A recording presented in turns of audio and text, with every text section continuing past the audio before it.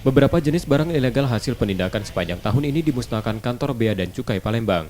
Barang ilegal itu antara lain 6,6 juta batang rokok, 10.764 botol miras, 317 gram ganja, 719 kotak obat-obatan, hingga 83 unit sex toys, yang keseluruhannya mencapai 11 miliar rupiah.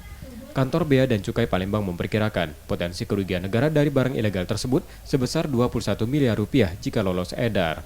Pemusnahan dilakukan dengan cara dibakar, dan botol miras digilas menggunakan alat berat. Barang ilegal itu didapat dari luar negeri dan Pulau Jawa ke Palembang melalui jalur darat. Sebagian besar adalah minuman mengandung etil alkohol dan rokok. Total berapa puluh miliar itu, Pak?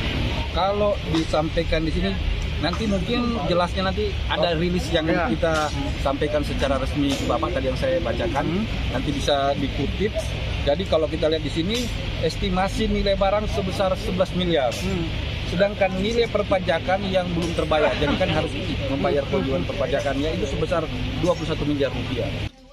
Pemusnahan barang ilegal serentak dilakukan di 4 provinsi di Ditjen Bea dan Cukai Sumbawa Tim. Reski Oktora, Muklas Diferensial, Kompas TV, Palembang, Sumatera Selatan.